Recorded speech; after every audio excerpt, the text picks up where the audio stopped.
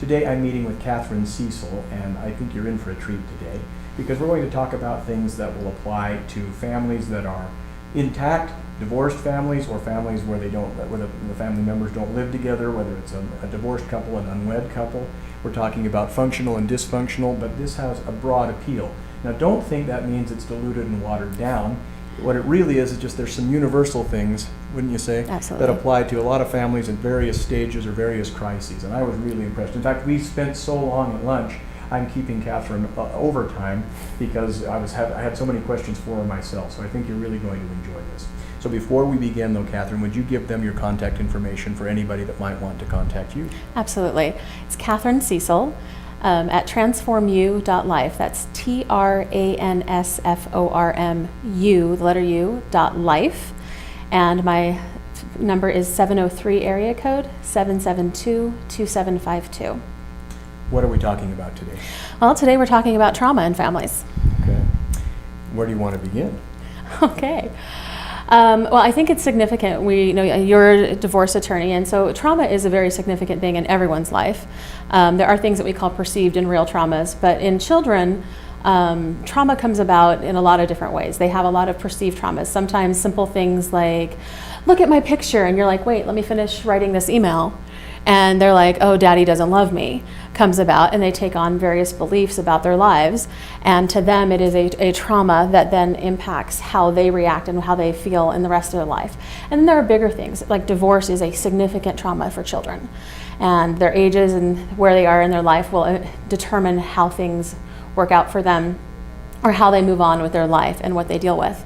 In my own work, I work a lot with families with extreme, kids with extreme behaviors because they've been adopted or have experienced severe abuse, come from the foster system, things in that category. And I work a lot with their families in order to help them have a sane life and be happy again.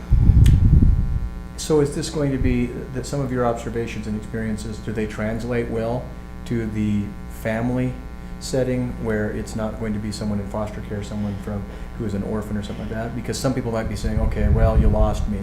What is it you have to share with people that are saying, well, I'm dealing with a family, or I'm dealing with a family in transition?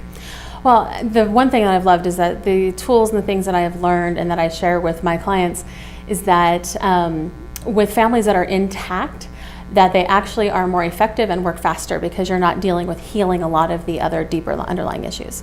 So let's talk a little bit about some of these traumatic experiences and where people get stuck and what you'd recommend that they do to get unstuck.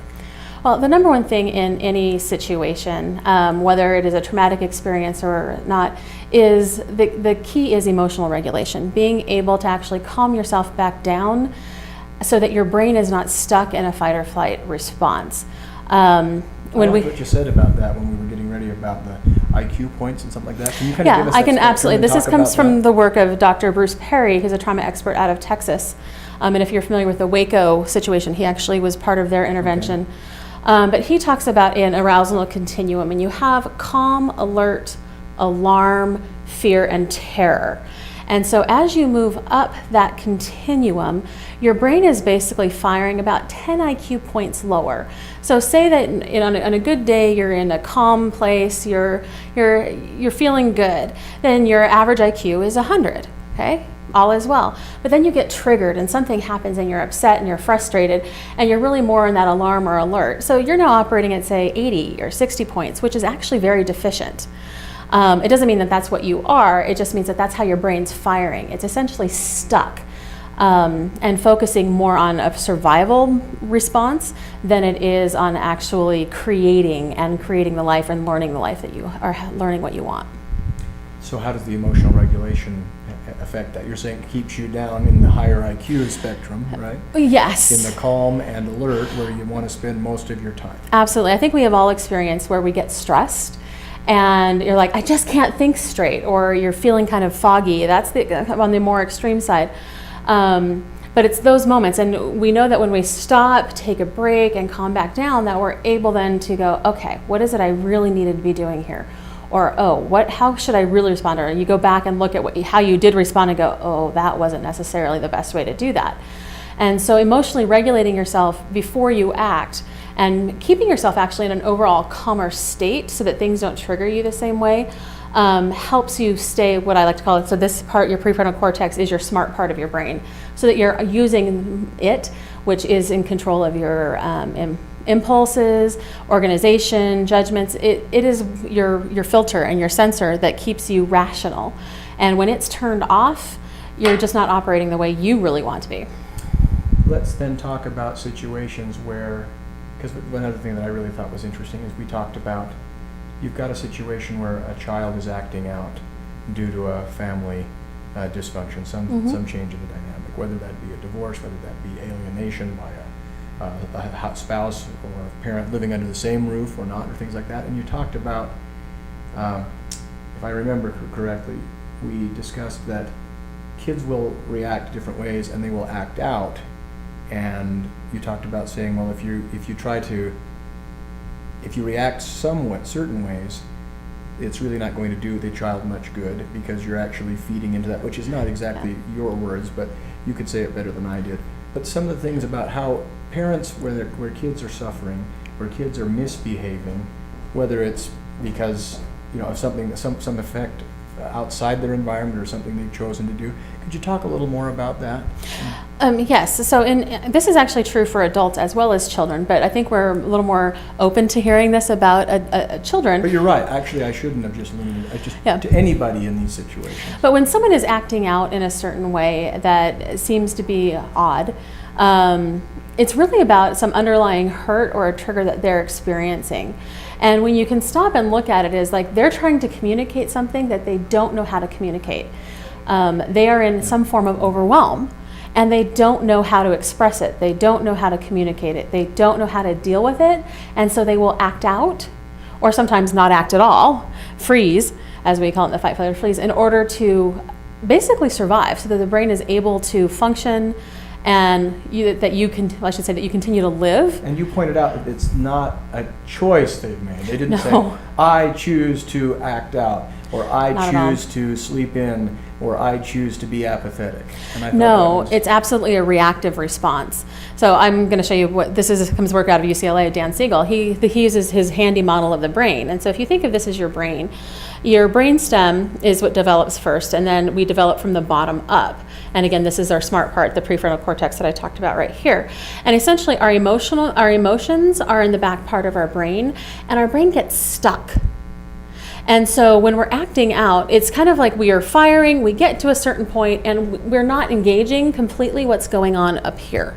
I mean, we are engaging on some levels. That's why you have sort of that outer critic voice kind of saying, this is what's happening, but you can't actually do anything about it because you're stuck here. And so until you're able to shift out of that, you're not going to be able to do anything that makes sense. And with children, they're stuck in some place, and until we're able to calm them down, they're not going to move out of it. We want to help them shift and gear shift out of the emotional response that they're having in the fight, flight, or freeze. What do you recommend then? What kinds of things do you see as warning signs, and how much effort needs to go into it? Let's talk a little bit about that, whether it be for children or adults. Well, and this is sort of funny because I love again, the research of Bruce Perry, as he talks about emotionally regulating children 5 to 7 times a day with 5 to 7 minutes of dance and movement. The key thing for regulating the brain is repetitive patterned movement. So I was on my way here today, they were talking about riders love to go walking and how that helps clear their brain. And if you've ever been a runner or a walker or done things that are exercise related, it gives oxygen to the brain, but it also is very regulating because it's repetitive and patterned. And the brain loves that.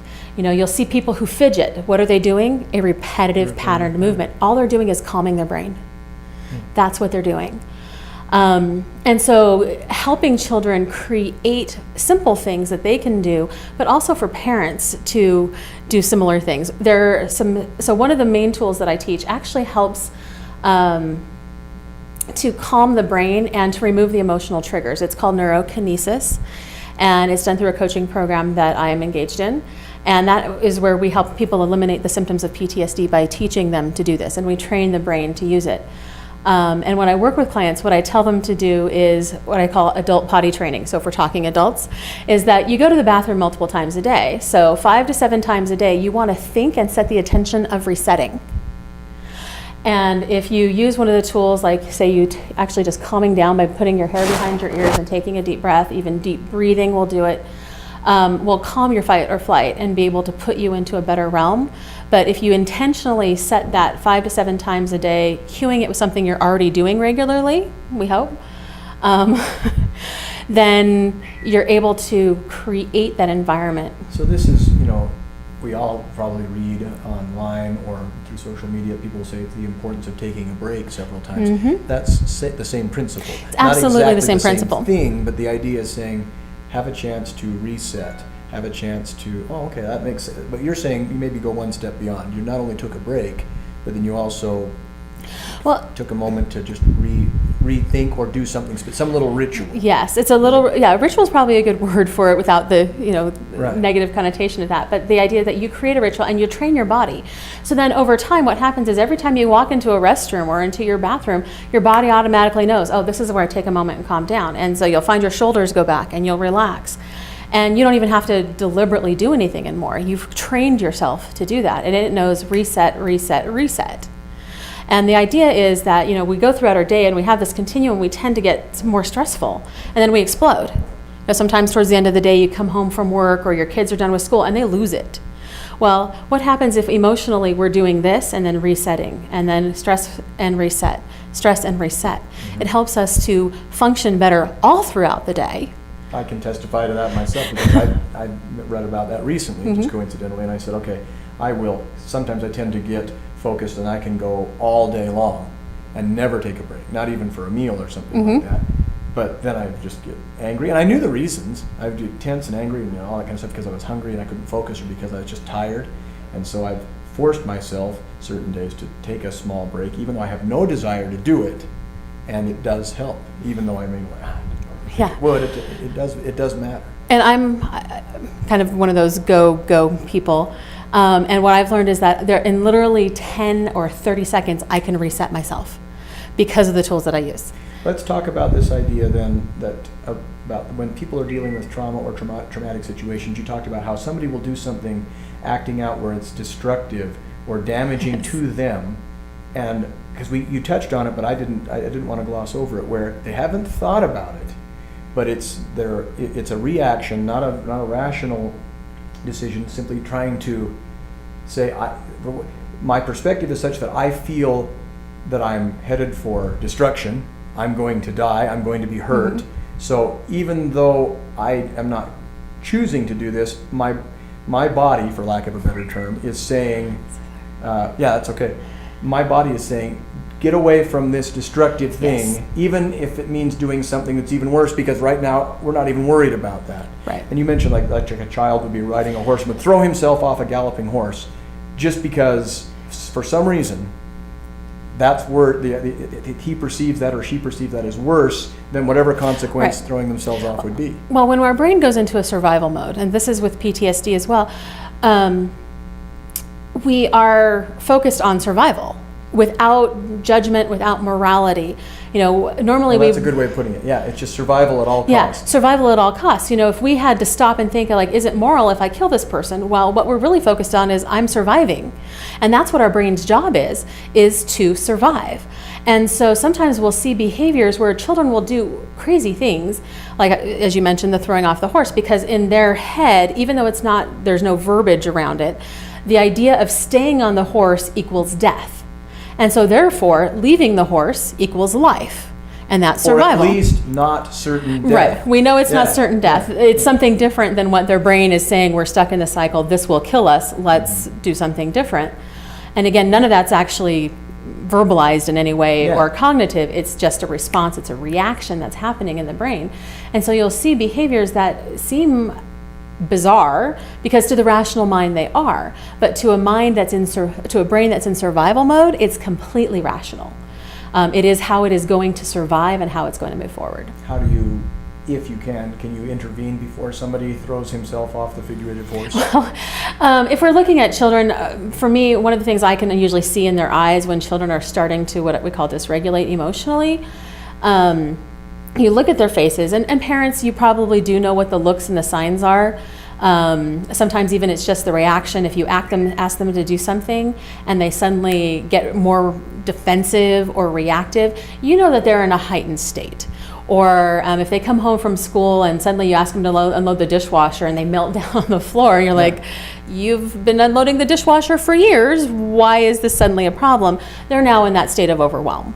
And you want to try and watch for the warning signs. Usually once you have an outburst or some sort of extreme behavior, there were at least 5 signs before that were telling you this was coming and building. And this is true with yourself. If you start to identify where you start to lose it, and as parents where we lose it, there were usually at least 5 things that have happened before or warning signs. And as you start to identify them, it becomes easier and easier for you to intervene and say, okay, I can see that you're struggling with this, and so let's use one of our tools to calm, or let's take a moment and break out from that. And the typical natural reaction of a parent in this situation is to do the wrong thing, right? Because I like what you said about when we were getting ready. You said, so you see this child acting out, and your first response would be, or the parent's general response would be, what was it like? I'm going to correct this behavior, or I'm going to do something. You said, no, that's actually not going to work. Yep. They're not receptive to that. It's not that it's wrong. It's not that you're doing something bad. It's just that it's not going to do any good. Right. We often think that we're going to teach our children to get them. I mean, in the cases of safety, you want them to stop, obviously, immediately. Sure, yeah. You know, whether or not they're going to understand. Yeah. The whole point of safety is key. But sometimes we want to teach them when we start lecturing them and correcting them. Like in the meltdowns, like go empty the dishwasher, and then they melt down, and it's like, now listen. Go unload I told you to unload the dishwasher. You've done this before. Don't act so surprised. Just get up and unload the dishwasher, and we talk way too much. Yeah, okay. And I'm still guilty of this, even after years of being much better about it. Well, when you told me that this is, I was like, this is not the most effective thing to do, so I'm all ears. What are you going to tell me to do instead? So the most effective... You got me to believe the idea is like, yeah, they're not receptive. I don't know why I didn't see that before. But then my response was, well, they're not receptive. Well, who cares? They're still acting out. They're still doing something wrong. I'm going to correct this behavior, and part of it is going to be with a stern lecture and a bit of chewing out.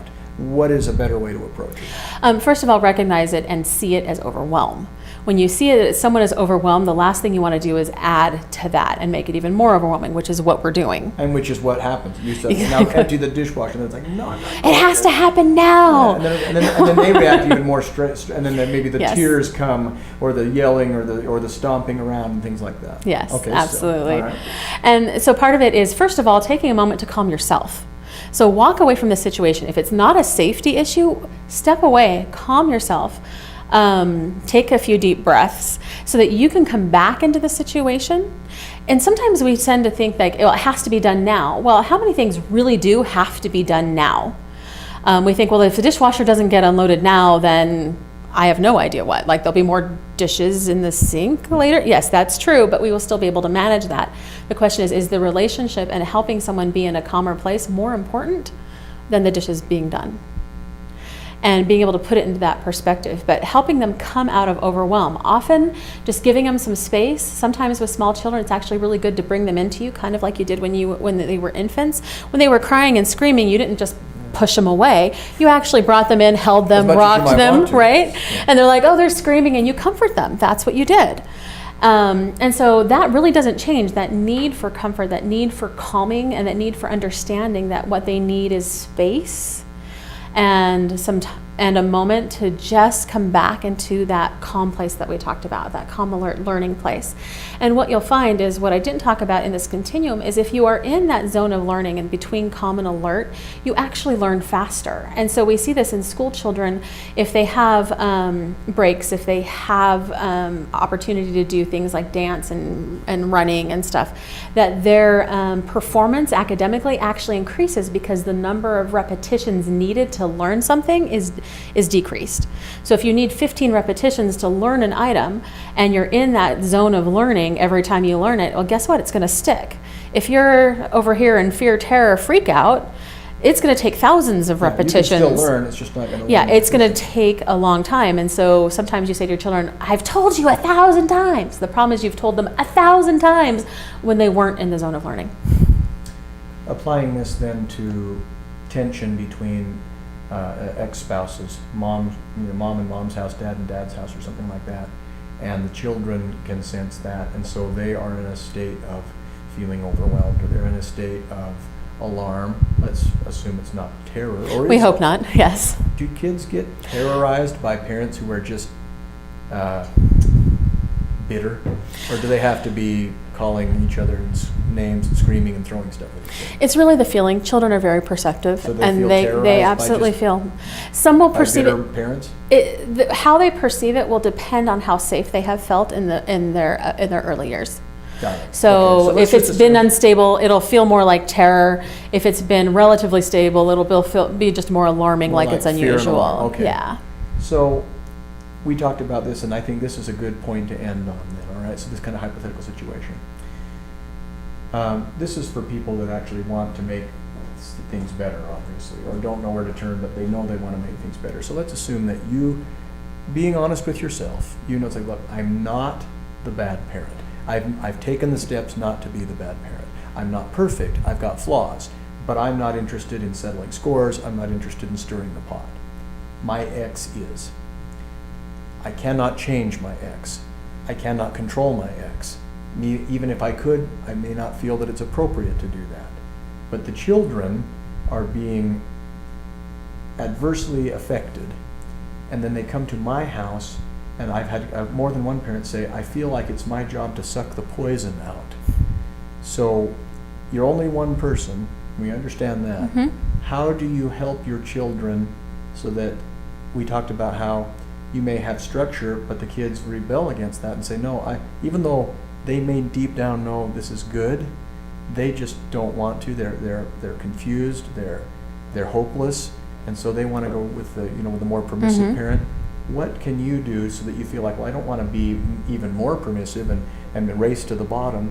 How can you help your children to help them feel more secure without just being a hands-off, to hell with it kind of parent? Yeah. I think one of the biggest things there is actually teaching them the tools, helping them have the tools to emotionally regulate themselves regardless of the situation.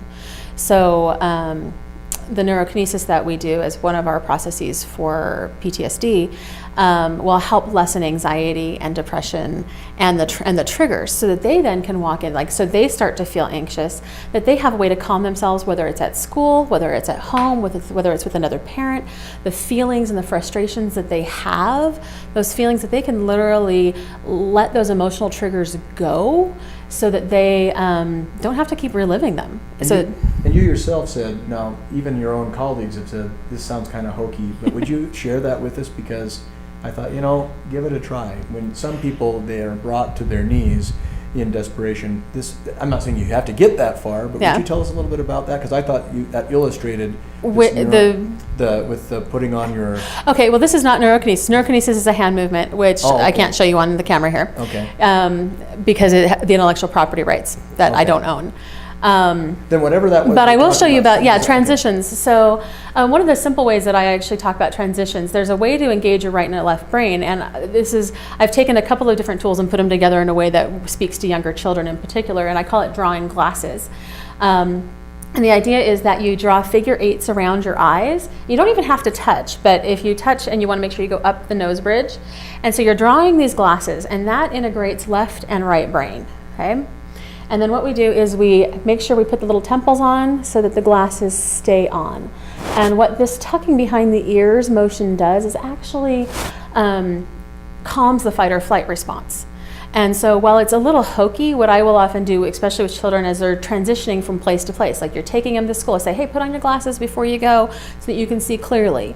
And then when they get in the car and you're going home, say, hey, make sure you put on your glasses so that you can see clearly. And every place they go, that's kind of the message. Yeah, and we talked, and I realized as we were talking before we went on camera, it's like, reminds me when I was a little kid and they said, put your thinking caps on.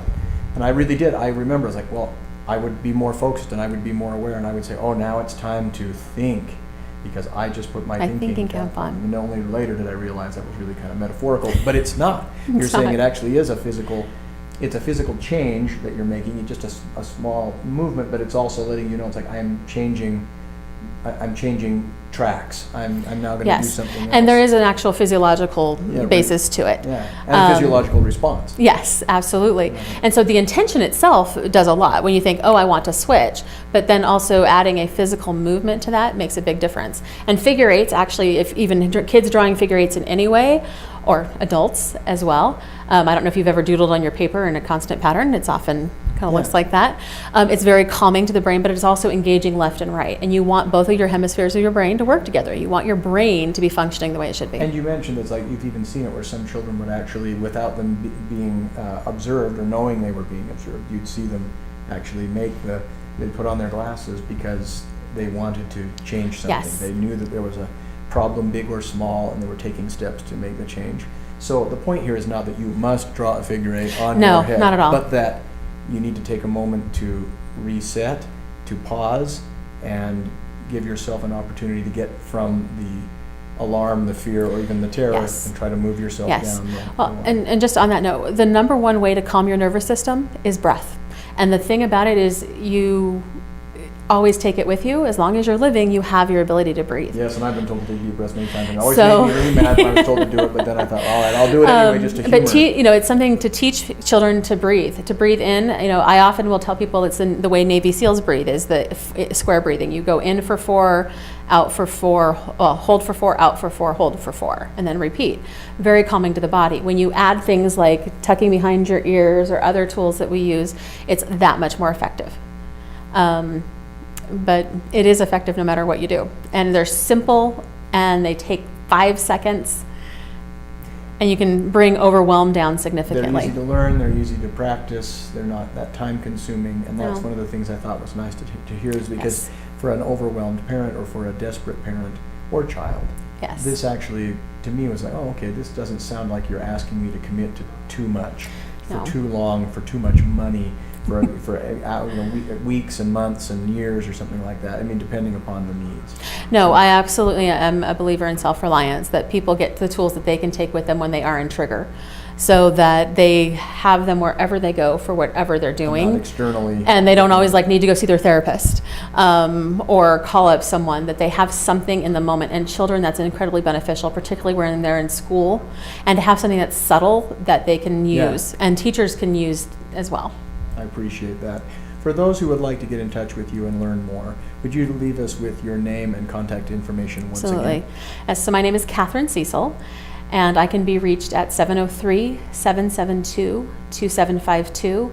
And the website is transformu.life, which is transform with the letter U.life. Thanks so much. Thank you, Eric.